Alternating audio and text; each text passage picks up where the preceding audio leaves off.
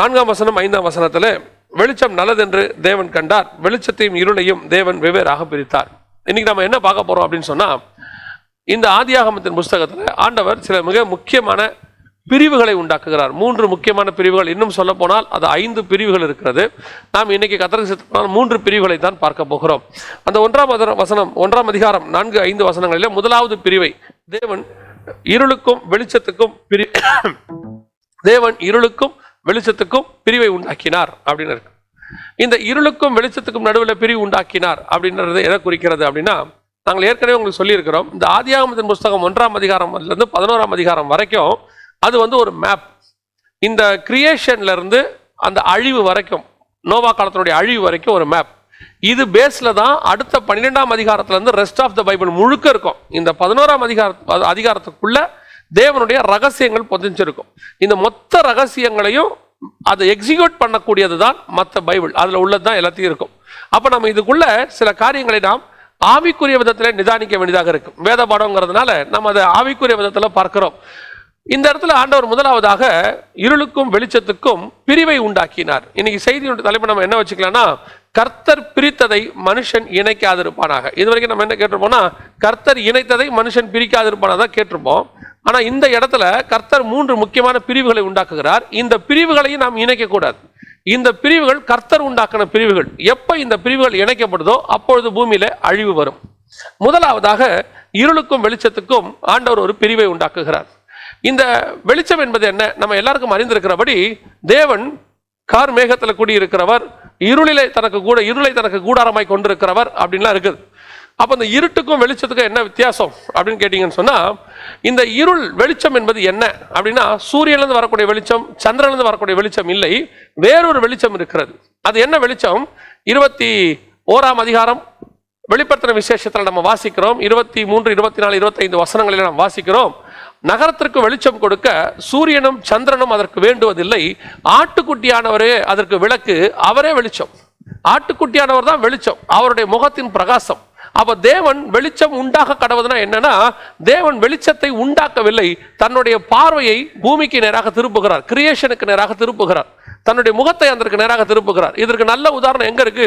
4ஆம் அதிகாரம் மத்திய சுவிசேஷத்தை நீங்கள் வாசிக்கும் போது ஏசாயா தீர்க்கதரிசியால் சொல்லப்பட்டது நிறைவேறும்படி இப்படி நடந்ததுன்னு என்ன நிறைவேறுச்சு அப்படி பார்த்தீங்கன்னா, இருள் இருக்கிற ஜனங்கள் பெரிய வெளிச்சத்தை கண்டார்கள் அப்படின்னு இருக்கு. அப்ப என்ன அர்த்தம்?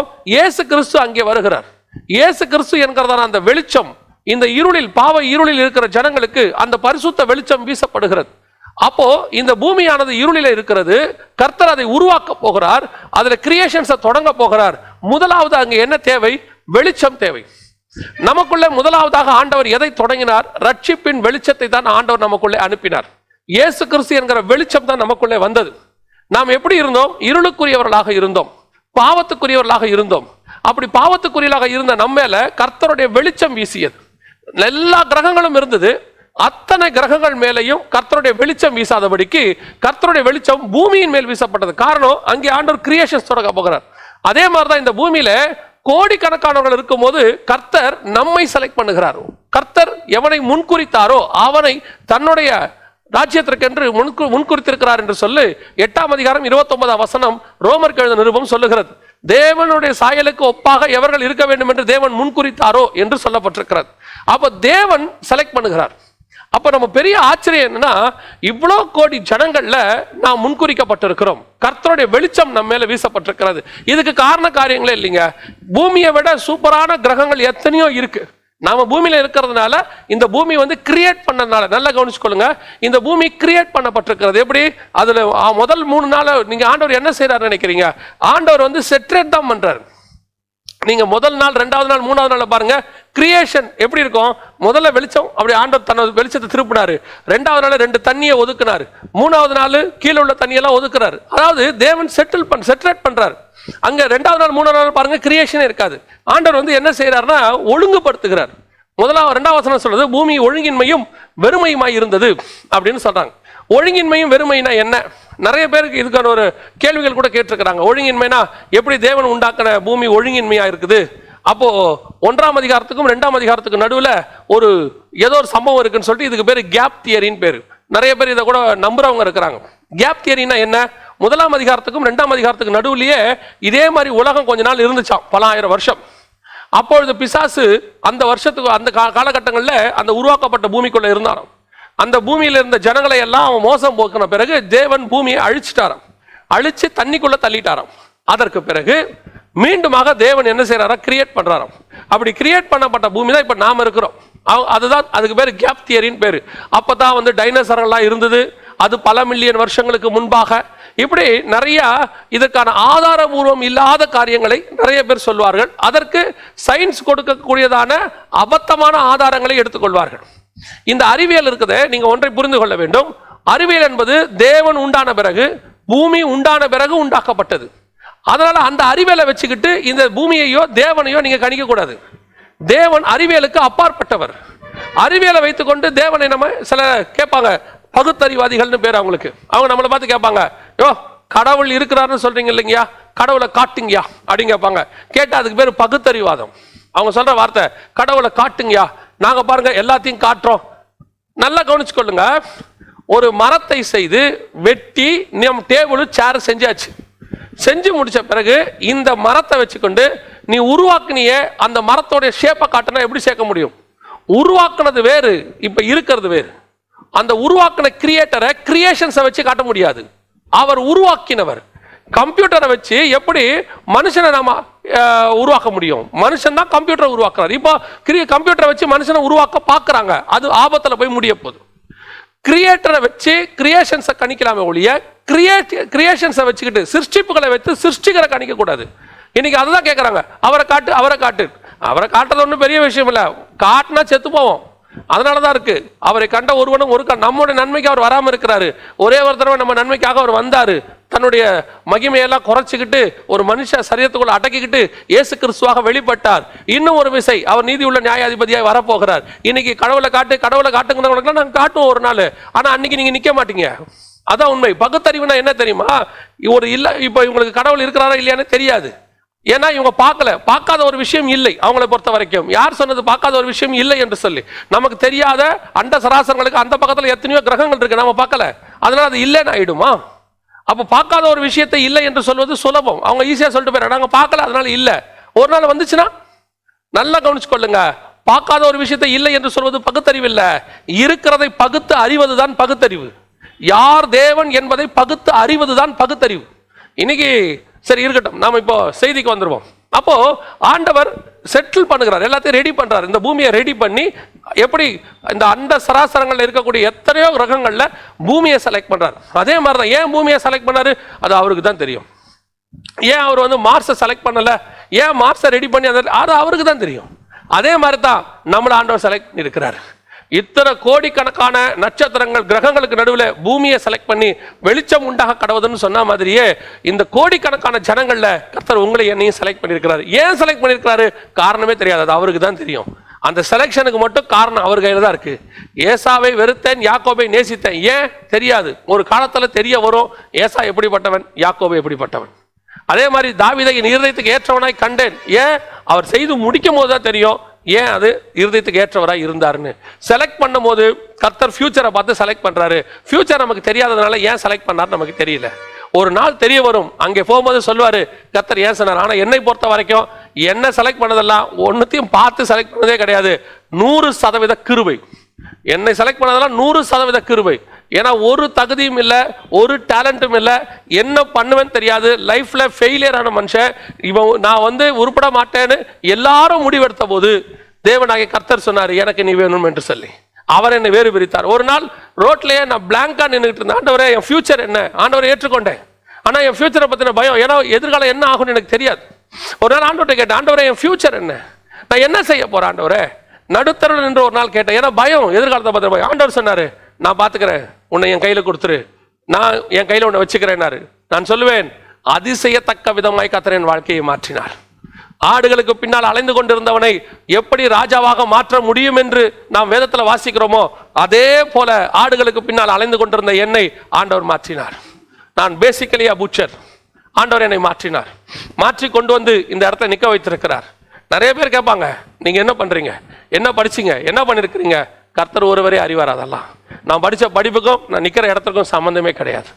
நான் வளர்ந்த வளர்ப்புக்கும் நான் நிற்கிற இடத்துக்கும் சம்பந்தமே கிடையாது. என் தேவனாகிய கர்த்தர் ஒருவரே ஆடுகளுக்கு பின்னால் அலைந்து கொண்டிருந்தவனை ராஜாவாக மாற்றினார். அதை மாற்றினதுக்கு ஏன காரணம் அவர்கிட்ட ஒருத்தர்கிட்ட மட்டும்தான் இருக்கு, கிருபை. நம்மளை பொறுத்த வரைக்கும் ஒரே வார்த்தை கிருபை. நான் 100% சொல்லுவேன், தேவனுடைய கிருபை வெளிச்சம் உண்டாக கடவுது என்றார். ஆனால் கர்த்தர் என்ன பண்ணியிருக்கிறாரு, இந்த வெளிச்சத்தையும் இருளையும் வெவ்வேறாக பிரித்தார். நம்மை விட்டு ஆண்டவர் சில பாவங்களை, இந்த உலகத்தின் இருளை கர்த்தர் விலக்கி வச்சிருக்கிறார். இந்த இருளும் வெளிச்சமும் பிரிந்திருக்கிறது நல்லது என்று கர்த்தர் கண்டார். நல்லது என்று கண்டார். இந்த இருளும் வெளிச்சமும் பிரிஞ்சுதான் இருக்கணும். வேதம் தெளிவா சொல்லுது, இந்த பாவத்தையும் நம்மளையும் கர்த்தர் பிரிச்சு வச்சிருக்கிறார். பிசாசுடைய பெரிய திட்டமே என்ன தெரியுங்களா? கர்த்தர் இணைச்சதை பிரிப்பான், கர்த்தர் பிரிச்சுதான் இணைப்பான். ஆண்டவர் ஒன்று சொன்னாரா அதுக்கு ஆப்போசிட்டா செய்யறதாங்க பிசாசு. அவ்வளவுதான். பிசாசை நீங்க வேற ஒன்று ஒரு டெஃபினேஷனே கொடுக்க வேண்டாம். கர்த்தர் சாப்பிடுனா அவன் சாப்பிடாதேன்பா, கர்த்தர் சாப்பிடாதனா அவன் சாப்பிடும்பா, கர்த்தர் ட்ரெஸ் போடாதனா போடும்பா, கர்த்தர் ட்ரெஸ்ஸை போடுனா அவன் போடாதேன்பா. அவ்வளவுதான். ஆண்டவர் என்ன சொல்றாரோ அதுக்கு ஆப்போசிட்டா செய்வான். ஆனா எப்படி செய்வானா, ஆண்டவர் மாதிரியே நின்று சொல்லுவான், ஒளியின் வேஷம் தரித்து சொல்லுவான். இவ்வளவுதான் பிசாசு. அப்போ ஆண்டவர் இருளையும் வெளிச்சத்தையும் வெவ்வேறாக பிரித்தார். பாவத்தையும் ஆண்டவர் பரிசுத்தத்தையும் வெவ்வேறாக பிரித்தார். கர்த்தருடைய வெளிச்சத்தையும் அவர் வெளிச்சம் இல்லாத இடத்தையும் வெவ்வேறாக பிரித்தார். இன்னைக்கு இந்த பிரிவினை, கர்த்தர் உண்டாக்குன பிரிவினை, பாவத்துக்கும் பரிசுத்தத்துக்கும், அதான் வேதம் சொல்லுது, நீதிக்கும் அநீதிக்கும் சம்பந்தம் ஏது, விசுவாசத்துக்கும் அவிசுவாசத்துக்கும் சம்பந்தம் ஏது, இருளுக்கும் ஒளிக்கும் சம்பந்தம் ஏது. ஆனா இன்னைக்கு என்ன நடக்குது, பாவம் செஞ்சா பரவாயில்ல, ஆண்டவர் அதெல்லாம் மன்னிச்சிருவாரு. அதுல ஒரு அபத்தமான ஸ்டேட்மெண்ட் ஒன்று கொடுக்குறாங்க. அபத்தமான ஸ்டேட்மெண்ட், செய்த பாவம், செய்கிற பாவம், செய்ய போகின்ற பாவம் எல்லாவற்றையும் கர்த்தர் மன்னிப்பார். என்ன ஸ்டேட்மெண்ட் இது? பாவம் செய்யாதனாலே அவன் பாவம் செய்வான், செய்ய போகிற பாவத்தை மன்னிப்பார்னா இப்ப என்ன அட்வான்ஸ்டா பாவம் மன்னிப்பு ரிசர்வ்ல இருக்கு. இப்ப பாவம் மன்னிப்பு அப்பனா என்ன அர்த்தம்? நீ தைரியமா செய். நியாய பிரமாணத்துக்கு இதுக்கு என்னங்க வித்தியாசம்? நியாய பிரமாணத்தை கர்த்தர் ஏன் கொண்டு வந்தாரு?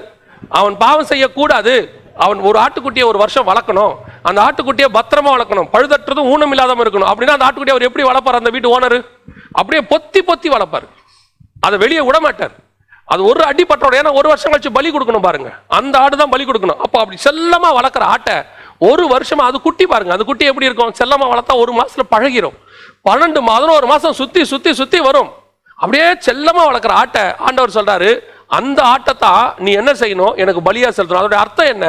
நீ செல்லமா வளர்க்குற ஆட்டை பலி கொடுக்கும் போது உனக்குள்ள ஒரு உணர்வு வரும். என்ன உணர்வு வரும் தெரியுமா? ஐயோ, என் மடியில வளர்ந்த ஒரு ஆடு, எனக்கு காலையே சுத்தி வந்த ஆடு, வீட்டை விட்டு வெளியே போயிட்டு வரும்போது என் காலை சுத்தி சுத்தி வருமே, எல்லாவற்றுக்கும் என் மடியில வந்து படுத்துக்கொள்ளுமே, அப்படியே செல்லமா நான் பேசினா திருப்பி பதில் கொடுக்குமே. அப்படிப்பட்ட ஒரு வளர்ந்த ஒரு ஆடு, குட்டி ஆடை கொண்டு போய் ஏன் பாவத்துக்கு பலி கொடுக்க போறேனே, ஐயோ என் அக்கிரமத்தினால நான் வளர்த்த ஆடு என் கையை விட்டு போகுதே அப்படின்னு சொல்லி அந்த ஆட்டை பலி கொடுக்கும் போது அவன் இருதயத்துக்குள்ள ஒரு வாதை வரும். அப்போ அவன் தீர்மானிப்பான், இனி நான் பாவம் செய்ய மாட்டேன், என் பாவத்துல வந்து ஆட்டுக்குட்டி அடிக்கப்படுது, இனி நான் பாவம் செய்யாம இருக்கணும் ஆண்டவரே, நான் மன்னிப்பு கேட்பாங்கிறதுக்கு தான் கர்த்தர் நியாயப்பிரமாணத்தை கொண்டு வந்தார். நடந்தது என்ன? இவன் என்ன முடிவு பண்ணிட்டான்? ஆடு இருந்தா பாவம் செய்யலாம் முடிவு பண்ணிட்டான். ஒரு ஆடு இருக்குதா, பாவம் செய்யலாம். இப்ப அந்த ஆட்டை என்ன பண்ணலாம்? அதை கொண்டு போய் அழகா ஒரு அதுக்குன்னு பஸ்கா ஆட்டுக்குட்டி வளர்க்கறதுக்குன்னு ஒரு மெய்ப்பர்களை ரெடி பண்ணிட்டாங்க இஸ்ரவேல்ல. அவங்க கிட்ட கொண்டு போய் எல்லாரும் ஆடை ஒப்படைச்சிருவாங்க. அவங்க ஸ்பெஷல் மெய்ப்பர்கள், அவங்க தான் அந்த ஆட்டை பொத்தி பொத்தி பாதுகாத்துட்டு இருப்பாங்க. அவங்க அந்த ஆட்டை பாதுகாக்க அவங்க பொறுப்பு, அவங்களுக்கு எக்ஸ்ட்ரா சம்பளம் அதுக்கெல்லாம். அந்த மெய்ப்பர்கள் கையில கொண்டு கொடுத்துட்டு இவனுக்கும் ஆட்டுக்கும் எந்த சம்பந்தம் இல்லை. ஒரு வருஷம் ஆகும்போது நேரம் அந்த மெய்ப்பன் என்ன பண்ணுவான்னா தேவாலயத்துக்கு அந்த ஆட்டை கொண்டாந்துருவான். கூப்பிடுவாங்க, இன்னாருக்குரிய ஆடு எங்க வருவாங்க. வந்த உடனே அந்த ஆட்டு இவருக்காக வெட்டப்படுகிறது, வெட்டுவார். இவனுக்கு வெட்டும் போது ஒரு உணர்வு இல்லாம போயிருச்சு. ஏன்னா இது இவன் வளர்க்கலையே, இது இவனுடைய ஆடு இல்லையே, இவன் ஆடுதான் யாரோ வளர்த்தாங்க, அவனுக்கு அதுக்கு உறவு இல்லை. கர்த்தர் ஏன் இந்த நியாயப்பிரமாணத்தை கொண்டு வந்தாருன்னா அதுக்காகத்தான். இப்ப என்ன ஆயிடுச்சு? அவன் அந்த ஆட்டுக்குட்டி மேல இருந்த பாசம் இல்லாம ஆடு இருந்தா பாவம் செய்யலாங்கிற முடிவுக்கு வந்துட்டான். இதே தான் இப்ப இருக்கிறவங்க பிரசங்கிக்கிறாங்க. பாவ மன்னிப்பு இருக்கு, நீ பாவம் செய்ய. பாவ மன்னிப்பு இருக்கு, நீ தைரியமா பாவம் மன்னிப்பு. இயேசு உன் பாவத்தை மன்னிப்பார். இது யாருக்கு? புறஜாதியா இருக்கு. ரட்சிக்கப்படாதவங்களுக்கு ஆண்டவரின் பாவத்தை தைரியமா எல்லா பாவத்தையும் மன்னிப்பார். இயேசு கிறிஸ்துவின் ரத்தம் சகல பாவங்களையும் மன்னிக்கிறது சொல்லி கூப்பிடணும். ஆனா இங்க வந்த பிறகு வசனம் என்ன சொல்லுது? நிறைய பேர் சொல்றாங்க, அதாவது ஒரு சில தம்பிகள் என்கிட்ட வாக்குவாதமே பண்ணாங்க. அண்ணே, நாம ஒரு தடவை பாவம் செஞ்சுட்டோம், மன்னிச்சுட்டாரு, ஒரு தடவை ஆண்டவர் மன்னிச்சுட்டாரு, அது மன்னிப்பு தானே. அதுக்கப்புறம் நம்ம என்ன பாவம் செஞ்சாலும் ஆண்டவர் நம்மளை எப்படி கைவிடுவாரு? அதெல்லாம் விட மாட்டாருன்னு. ஆண்டவர் வந்துட்டு நம்மளை பரலோகத்துக்கு கூட்டிட்டு போவாரு. அதுக்கு சில நூதனமான உபதேசங்களையும் சொல்றாங்க, சில வசனங்களையும் சொல்றாங்க. அதுல ஒரு பெரிய ஆச்சரியம் என்னன்னா, ஒருத்தர் ஒரு உதாரணம் ஒன்று சொன்னார். எனக்கு கேட்கறதுக்கு ரொம்ப வித்தியாசமா இருந்துச்சு. அவர் என்ன சொன்னாருன்னா, ஒரு தடவை ஆடு குட்டி போட்டுச்சுன்னா அது ஆட்டுக்குட்டி தான், ஒரு தடவை கழுத குட்டி போட்டால் அது கழுத குட்டி தான். அதே மாதிரி ஒரு தடவை கிறிஸ்துவுக்குள்ள பிறந்தா நம்ம தேவனுடைய பிள்ளைகள் தான். தேவனுடைய பிள்ளைகள் ஆனவரை தேவன் எப்படி நரகத்தில் தள்ளுவார்? ஏன் தள்ள மாட்டாரு? ஏன் தள்ள மாட்டாரு? கூட வளர்ந்த அப்போஸ்தலனாக வளர்க்கப்பட்ட 3 வருஷம் தன்னுடைய வல்லமையை கொடுத்து அற்புத அடையாளங்களை செய்து தேர்ந்தெடுக்கப்பட்ட யூதாஸ் காரியத்தை விட்டு கொடுப்பாரனால் நீ நான் ஏமாத்துறோம். 3 வருஷம் வளர்த்திருக்கிறாங்க, கூட ஞானஸ்தானம் கொடுத்திருக்கிறாரு, அப்போஸ்தலனான அழைப்பு கொடுத்திருக்கிறாரு. அவனையே ஆண்டவர் விட்டு கொடுத்துட்டாரு. ஏன் விட்டு கொடுத்தாரு? அக்கிரமம் செஞ்சவன் பரலோகத்துக்குள்ள பிரவேசிக்க முடியாது. அது தேவனுடைய பிள்ளைகளுக்கும் பொருந்தும். இனி கடைசி காலத்துல நூதனமா அவங்களோட என்ன செய்யறாங்க? பாவம் செய்ய வைக்கிறதுக்கு பிசாசுடைய தந்திரத்துல ஒண்ணு. நீ பரவாயில்ல, நீ பரவாயில்ல. ஏங்க ஒரு சாதாரண ஒரு விஷயங்க, ஒரு சாதாரண விஷயம் என்ன செய்வாங்க தெரியுமா? பொதுவாகவே அந்த பிள்ளைகளுக்கு நம்ம சொல்லிக் கொடுக்கும் போது கூட என்ன சொல்லிக் கொடுப்போம் தெரியுமா? ஒரு சாதாரண விஷயமா இருந்தா கூட கொஞ்சம் எக்ஸாகரேட் பண்ணி சொல்லுவாங்க. அங்க போகாத, நீ விழுந்துருவ. ஏன் அதை அப்படி சொல்லி கொடுக்குறாங்க அப்படின்னு சொன்னா, அந்த பிள்ளை கொஞ்சம் எக்ஸ்ட்ரா கான்சியஸா இருக்கணுன்றதுக்காக அப்படி சொல்லி கொடுப்பாங்க. எக்ஸ்ட்ரா கான்சியஸா இருக்கணும், ஏன்னா அது கொஞ்சம் ஆபத்தான இடமாச்சேன்னு சொல்லி கொஞ்சம் எக்ஸாகரேட் பண்ணி கொண்டு சொல்லி கொடுப்பாங்க. ஒரு காலகட்டம் வரும்போது அந்த பிள்ளை உணர்ந்து கொள்ளும், ஓவரா சொல்லியிருக்கிறாங்க, ஆனா அது இருக்கு, பிரச்சனை இருக்குது, ஆனா அவங்க சொன்ன அளவுக்கு இல்லை, ஆனா பிரச்சனை இருக்கு. அந்த பிள்ளை புரிந்து கொள்ளும். அப்படித்தான் ஊழியக்காரர்கள் நிறைய பேர் பாவத்தை குறித்து போதிக்கிறார்கள். எதுக்கு போதிக்கிறாங்க? அவர்கள் கிறிஸ்துவுக்குள்ள குழந்தைகளா இருக்கிறபடினால அவங்கள ஜாக்கிரதையா இருக்கிறதுக்கு தான் அதை குறித்து போதிக்கிறாங்க. ஒரு காலத்துல அவங்க கிறிஸ்துவுக்குள்ள வளர்ந்து வரும்போது அவங்க சொன்ன அளவுக்கு அது ஆபத்துல, ஆனா அது ஆபத்து தான். நல்ல வேளை என்னைக்கு அவர்கள் அன்னைக்கு சொல்லி இருந்தாங்கன்னா, அவங்க மட்டும் இதை கொஞ்சம் சொல்லாம இருந்தாங்கன்னா அன்னைக்கே நான் விழுந்து போயிருப்பேன். அப்போ ஒரு தகப்பனை போல ஊழியக்காரர்கள் நின்று போதிக்கிறார்கள், சில காரியங்களை சொல்லிக் கொடுக்கிறார்கள். உடனடியாக நம்ம என்ன சொல்றோம்? அதெல்லாம் சும்மா அவங்க ஓவரவங்களை பயமுறுத்துறாங்க, அப்படிலாம் பாவம் இல்லைங்க, நீங்க என்ன வேணா பாவம் செஞ்சாலும் ஒருத்தர் பிரசங்கம் இப்படி அபத்தமா பண்றாரு, நீ விபச்சாரம் பண்ணி பாவம், ஒருவேளை ராகா வந்து விபச்சாரம் பாவம் பண்ணாங்க, நான் சரியா அந்த முழு செய்தியை கேட்கல, எனக்கு வந்ததை வச்சு நான் சொல்றேன், அது உண்மையா பொய்யான்னு கூட எனக்கு தெரியாது. ராகா விபச்சாரம் பாவம் பண்ணாங்க, விபச்சாரம் பாவம் பண்ணவங்களை ஆண்டவர் வந்து அதுக்கப்புறமும் அவங்க ஆண்டவருக்குள்ள தான் இருந்தாங்க, விபச்சாரம் பண்ணாலும் ஆண்டவர் உன்னை ஏற்றுக்கொள்வார், நீ தொடர்ந்து விபச்சாரம் பண்ணலான்ற மாதிரி சொன்னதாக சொன்னாங்க. உண்மையா பொய்யான்னு தெரியாது. இதெல்லாம் அபத்தமான உபதேசம். அவர் சொல்லியிருப்பது உண்மை என்று சொன்னால் அபத்தமான உபதேசம். எப்படி விபச்சாரம் பண்றவங்க காலில் வந்து விழுறாங்க. இயேசுநாதர் சொல்றாரு, இனி பாவம் செய்யாதிருப்பாயாக. பாவத்தை மன்னிச்சாச்சு, அதுல எந்த மாற்று கருத்தும் இல்லை. எல்லா பாவங்களையும் இயேசு கிறிஸ்து ரத்தம் மன்னிக்கும், ஆனால் மீண்டும் செய்யக்கூடாது. ஒரு 38 வருஷம் அந்த குளத்துக்கிட்ட ஒருத்தர் இருக்கிறான், அவனை வந்து ஆண்டவர் சுகமாக்குறார். சுகமாக்கிட்டு சொல்ற வார்த்தை என்ன? அதிக ஆக்கினை வரும்படிக்கு மீண்டும் பாவம் செய்யாது. மீண்டும் பாவம் செய்யக்கூடாது என்பதுதான். இருளுக்கும் வெளிச்சத்துக்கும் ஆண்டவர் பிரிவை உண்டாக்கினார்.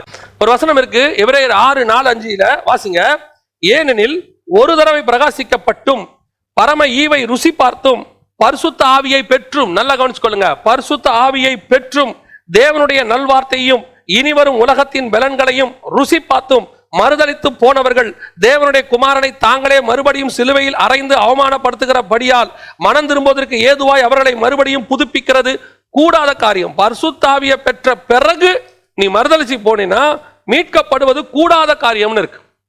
பரிசுத்தாவியை பெற்ற பிறகு உடனே இவங்க சொல்லுவாங்க, பேதுரு மறுதலிக்கலையா? நூதனமான உபதேசம். இந்த கடைசி காலத்துல நான் சொல்றேன், ஜனங்களை கிறிஸ்துவுக்குள்ள சேர்க்கறதுக்கு தான் பிரசங்கம். ஜனங்களை கிறிஸ்துவை விட்டு தூரப்படுத்துவதற்கு பிரசங்கம் இல்லை. பரலோகத்துக்கு நேராக திருப்பதுக்கு தான் கர்த்தருடைய வார்த்தை. பூமியில நீ இப்படி இருப்ப அப்படி இருப்பது கர்த்தருடைய வார்த்தை தேவையில்லை, அதை சொல்லிக் கொடுங்க, இது தானா வரும். நிறைய உபதேசக்காரங்க என்ன சொல்றாங்கன்னா, நீ வந்து கிளைம் பண்ணிக்கிட்டே இரு, அறிக்கை பண்ணிக்கிட்டே இரு, அது போதும், ஆண்டவர் உன்னை மாத்திடுவாரு. எப்படிங்க? அதுலயே அவங்க என்ன சொல்றாங்க, நீ ஒண்ணுமே செய்ய வேண்டாம், கிளைம் பண்ணிட்டே இரு, ஆண்டவர் நான் பணக்காரன் ஆவேன் கிளைம் பண்ணிட்டே இரு. நீங்க சொல்லுங்க, உங்க பையன்கிட்ட போய் அந்த வார்த்தையை சொல்லுங்க பாப்போம். 10வது எக்ஸாம் இன்னைக்கு தொடங்குது, சொல்லுங்க பாப்போம். நீ கவலையே படாத, படிக்காத, புக்கை தூக்கி ஓரம் போட்டு காலையில 3 மணி நேரம் 100 எடுப்பேன். சாயங்காலம் 3 மணி நேரம் 100 எடுப்பேன். பேப்பர்ல 100 வந்துருமா? படிக்க வேண்டாமா? ஏன்? கர்த்தருடைய கிருபை இருக்கு. உலகத்தின் முடிவு பிறந்து உன்னோடு கூட இருக்கிறேன் என்று சொல்லுகிறார். இதுவும் வேதவசனம் தான். உன்னோடு கூட இருக்கிறேன் என்று சொல்லுகிறார். உனக்கு ஞானத்தையும் அறிவையும் தருவேன் என்று சொல்லுகிறார். அவரே ஞானத்தின் அறிவாக இருக்கிறார். ஆகவே நீ போய் பேப்பரும் பேனாவோடு உட்கார்ந்தால் போதும், தேவன் இறங்கி உன் கையை பிடித்து எழுதுவார்னு சொன்னா இது ஒரு பிரசங்கமா? நீ செய்ய வேண்டியதை செய், தேவன் செய்ய வேண்டியதை செய்வார். நீ கிரியை இல்லாத விசுவாசம் செத்ததுன்னு வசனம் சொல்லுது. இன்னைக்கு கிரியையை விட்டு உங்களை தூர திருப்புறாங்க. இருளையும் வெளிச்சத்தையும் கர்த்தர் வெவ்வேறாக பிரித்தார். பாவத்துக்கும் நமக்கும் சம்பந்தம் இல்லை. இருள் வெளிச்சம் வந்த உடனே ஓடி போயிடும். அதற்கு பிறகு அந்த வெளிச்சத்தையும் இருளையும் சேர்க்கக்கூடாது. யோசிச்சு பாருங்க, புதிய எருசலேம் நியாய தீர்ப்புக்கு பிறகு வருது. வசனம் தெளிவா சொல்லுது, அதில் இரவு என்பது கிடையாது, வெறும் பகல் என்பதுதான் இருக்கு. அவருடைய அர்த்தம் என்ன? அதில் பாவம் என்பதே கிடையாது. இந்த பாவம் செய்யலாம், பரவாயில்ல, கவலைப்படாதீங்க, அந்த பாவம் செஞ்சாலும் கர்த்தர் பரலோகத்துக்கு கூட்டு போயிடுவாரு. இவர்களெல்லாம் உங்களை மோசம் போக்குற ஊழியக்காரர்கள், உங்களை ஆத்துமாவை இவர்கள் கொண்டு போய் நரகத்தில் தள்ளுவதற்கான பிரசங்கியார்கள். கடைசி காலத்தில் உங்களை மோசம் போக்குவதற்கு இவர்கள் வந்திருக்கிறார்கள். திருப்பியும் சொல்லுகிறேன், இயேசு கிறிஸ்துவின் ரத்தம் சகல பாவங்களையும் மன்னிக்கும். மறுதலித்து போனவனை மீட்கப்படுவது கூடாத காரியம். ஒரு தடவை விட்ட பாவத்தை திரும்பி சாப்பிடுவது நாய் தின்னுவதற்கு, கக்கினத்தை தின்னுவதற்கு சமானம் என்று வசனம் சொல்லுகிறது. கிருபை, நேத்தும் சொன்ன கிருபை என்பது உண்மை. கிருபை என்பது என்ன? அநியாயக்காரனை பரலோகத்துக்கு கூட்டு போறது கிருபை இல்ல. நிறைய பேர் சொல்றாங்க, நீ அநியாயமா இரு, ஆண்டவர் கிருபையா அவனை கூட்டிட்டு போவார். எப்படி கூட்டிட்டு போவாரு? ஒருத்தர் இப்பதான் எனக்கு தெரிஞ்சு நான் சொல்றேன், இப்பதான் ஒரு மதுபான கடையெல்லாம் அரசாங்கம் எடுத்துக்கிச்சு தமிழ்நாட்டில். ஒரு 20 வருஷத்துக்கு முன்னாடி மதுபான கடையெல்லாம் தனியார்கிட்ட இருந்துச்சு, 20-25 வருஷத்துக்கு முன்னாடி. அப்ப நான் பார்த்துருக்கிறேன், டேனியல் வைன்ஸ் ஒருத்தர் வச்சிருந்தாரு. இவர் கிறிஸ்தவர் தான், இவரும் ஒரு சர்ச்சில் மெம்பரா தான் இருப்பாரு, இவரும் தசமாங்காணிக்கு தான் கொடுப்பாரு. பரலோகத்துக்கு போயிடுவாரா? அன்னையங்களுடைய குடும்பத்தை நாசமாக்குவதற்கு காரணமா இருந்த இவர் எப்படி போவார்? கிறிஸ்தவனா இருந்தா போயிடலாம், தசமாங்கனி கொடுத்தா போயிடலாம். இதை விட அபத்தமா கொஞ்சம் பேரு, எங்க ஊழியத்துக்கு நீங்க கொடுத்துட்டீங்கன்னா போதும், உங்க பேரு பரலோகத்தில் எழுதப்பட்டிருக்கும். எங்க இருக்கு? எங்க இருக்கு? இயேசுநாதருக்கு வாழ்க்கையை ஒப்பு கொடுத்தவனே பாதியில போயிட்டான்னு இருக்கு வசனத்துல. தேமா பிரபஞ்சத்தின் மேல் ஆசை விட்டு என்னை விட்டு ஓடி போனான்னு இருக்கு. இன்னைக்கு நிறைய பேரு அபத்தமா ஏமாறாதிருங்கள். விசுவாசிகளுக்கு சொல்றேன், இது உங்களுக்கு நல்ல நேரம். கர்த்தர் உங்களுக்கு சொல்லி கொடுக்கிறாரு. பணத்துக்காக, இம்மைக்காக பிரசங்கிக்கிறவர்கள் கிறிஸ்துவை, உயிர்த்தெழுதலை மறுதலிக்கிறார்கள். அவர்கள் மரித்த கிறிஸ்துவை பிரசங்கிக்கிறார்கள். இம்மைக்காக நாம் கிறிஸ்துவை தேடவில்லை. வசனம் சொல்றது, இம்மைக்காக மாத்திரம் அவரை தேடுவோராக இருப்போமானால் நம்மை போல பரிதவிக்கப்பட்டவர்கள் ஒருவரும் இல்லை. இம்மைக்குரியதை அவர் கொடுப்பார், கொடுக்காம போகவே மாட்டார். எனக்கு ஆண்டவர் சொல்லி கொடுத்தது ஒண்ணுதாங்க, அறுப்பு மிகுதி, ஆட்கள் குறைவு, ஆட்களை அனுப்பும்படி பிதாவிடத்தில் வேண்டிக் கொள்ளுங்கள்னு சொன்ன இயேசு கிறிஸ்து. அப்படி ஆட்கள் வரும்போது அதை அறுப்புக்கு தேவையான மிஷின்ஸையும் அறுவாளையும் அவரே கொடுப்பாரு. ஆளே இல்லைன்னு தேடுறவர் என்ன பண்ணுவாரு? ஆளே இல்லைன்னு சொல்ற ஃபேக்டரிக்காரர் என்ன பண்ணுவாரு? ஆட்கள் வந்த உடனே, எப்பா எல்லாம் இருக்கு, நீங்க வேலைக்கு ஆள் வந்தா போதும், ஏன் எங்கிட்ட மிஷின் கிட்ட அதுக்கு ஆப்ரேட் பண்றதுக்கு ஆள் இல்லப்பா. அதுதான் இப்போ ஆட்களை அனுப்ப சொல்ற பிதா அறுவாளையும் கொடுப்பார், உங்களுக்கு தேவையான வசதி வாய்ப்புகளையும் கொடுப்பார். இந்த உலகத்தில் நம்ம வாழ்றதுக்கு என்ன தேவையோ அதை கொடுப்பார். போதும் என்ற அளவுக்கு நமக்கு தருவார். நாம எதிர்பார்க்கறது என்ன? இன்னைக்கே உடனே BMW ஜெட் ஃபிளைட், நமக்கு ஆண்டவர் ஜெட் ஃபிளைட் கொடுப்பார். எங்க நிறுத்துவீங்க? தகுதி வேண்டாமா? ஜெட் ஃபிளைட் கொடுப்பாரு, எங்க நிறுத்துவீங்க? இந்தியாவுடைய அரசியல் சட்டப்படி ஜெட் ஃபிளைட்டை வாங்கவே முடியாது. அப்படியே வாங்கினாலும் அது கொண்டு போய் நிக்க வைக்கிறதுக்கு இன்னைக்கு ஊழியக்காரனுடைய கனவு எல்லாம் எப்படி இருக்குது? விசுவாசியோட அந்த கனவை இவங்களுக்குள்ள புகுத்துறாங்க. இந்த உலகத்திலேயே வாழ்ற மாதிரி, இந்த உலகத்துல வாழ்ந்தா நீ சொகுசா வாழணும், சொகுசா வாழணும்னு நினைச்சிருந்தா பவுலை மாதிரி சொகுசா வாழ்றதுக்கு உலகத்துல ஆளே கிடையாது. அவர் ஏன் எல்லாத்தையும் ஏன் நஷ்டமும் குப்பையும் என்று விடணும் சொல்லுங்க? ஏன் எல்லாத்தையும் நஷ்டமும் குப்பையும் என்று விடணும்? நிறைய பேர் சொல்றாங்க, இயேசுதான் சிலுவையில் பாவத்தை சுமந்து தீர்த்துட்டாரே, நாம சந்தோஷமா இருக்கணும். அப்ப ஏன் பவுல் சந்தோஷமா இல்ல? பவுலுக்கு முன்னாடி இயேசு பாவத்தை சிலுவையில் சுமந்து பவுலுக்காகவும் தீர்த்துட்டாரு. தீர்த்த பவுல் என்ன பண்ணிருக்கோம்? நமக்கு தெரியாத வேசவாசனம், நமக்கு தெரியாத ஞானம் பவுலுக்கு இல்லையா? நம்மளை விட பவுல்னா அறிவுல குறைவுதா? நம்மளை விட அறிவு ரொம்ப ஜாஸ்தி. கமாலியல் பாத்துல படிச்சவர் அவர் என்ன பண்ணிருக்கலாம்? நம்மளை விட அதிகமாக எருசலேமிலே மிகப்பெரிய தேவாலயத்தை ஒன்றை கட்ட போகிறேன் சொல்லிருக்கலாமே. எருசலேமிலே மிகப்பெரியதான சேரட் ஒன்றை வாங்க போகிறேன், ரோமர்களுக்கு ஈக்குவலாக நான் மிகப்பெரிய மாளிகைகள் கட்டி அதில் உட்கார்ந்து பிரசங்கம் பண்ண போறேன்னு சொல்லியிருக்கலாமே பவுல். அப்புறம் ஏன் எல்லாத்தையும் நஷ்டமும் குப்பையும் என்று விடணும்? அவர் நஷ்டமும் குப்பையும் என்று விட்டதை, அந்த குப்பையை இன்னைக்கு சிலர் எடுத்து வைத்துக் கொண்டு தங்கள் தலைமையில தூக்கி வச்சுக்கொண்டு அந்த நஷ்டமும் குப்பையும் என்று விட்டதை தலைமையில தூக்கி வச்சுக்கிட்டு ஆடுறாங்க. ஆண்டவர் அதை கொடுப்பார் இதை கொடுப்பாருன்னு. அவன் நஷ்டமும் குப்பையும் என்று விட்டு பரம ஈவு எனக்கு ஒன்று நியமிக்கப்பட்டிருக்கிறது, அதை நோக்கி அவன் செலுத்தினான். விசுவாசிகளுக்கு நான் சொல்லுகிறேன், இவர்கள் சொல்லுகிற குப்பைகளை தலையில் தூக்கி வைத்துக் கொண்டு ஆடாதிருங்கள். நம்முடைய பார்வை வெளிச்சத்துக்கு நேராக இருக்கட்டும். இருளுக்கும் வெளிச்சத்துக்கும் சம்பந்தம் இல்லை. ஆண்டவர் பிரித்ததை இணைக்க கூடாது. போய் சேர்ந்துடாதீங்க. அவங்க சொன்னாங்கன்னு திருப்பி பாவம் செய்யலாம், அன்று செய்யலாம். பாவம் செய்யும் போது சரீரத்துக்கு நல்லா தான் இருக்கும், சந்தோஷமா தான் இருக்கும், ஏன் சில நேரத்தில் திருப்தியா கூட இருக்கும். ஆனால் குடிக்கிறவரை கேட்டு பாருங்க, குடிக்கும் போது சந்தோஷமா இருக்கும், திருப்தியா இருக்கும். மறுநாள் காலையில கேட்கணும், தலைவலிக்குது, பிரச்சனையா இருக்கும் பாரு. எந்த பாவமும் செய்யும் போது சந்தோஷமா இருக்கும், திருப்தியா இருக்கும். சில பிரசங்கங்கள் கேட்கும் போது அதை நீங்க பார்க்கும் போது சந்தோஷமா தான் இருக்கும், ஆனா வாழ்க்கையில அப்ளை பண்ணும்போது, ஆனால் நித்திய ஜீவனை உங்களுக்கு கேட்கறதுக்கு கஷ்டமா இருக்கும், வாழ்க்கையில் அப்ளை பண்ணும்போது அது உங்களை பரலோகத்துக்கு நேராக திருத்தும். இயேசு கிறிஸ்து சொன்ன மாதிரி சிலுவையை தூக்கிட்டு வர்றது கஷ்டம் தான், கேட்கறது கஷ்டம் தான், செய்யறது கஷ்டம் தான். ஆனா செஞ்சு பாருங்க, நம்முடைய நித்திய சந்தோஷத்துக்குள்ளே அது நடத்தும்.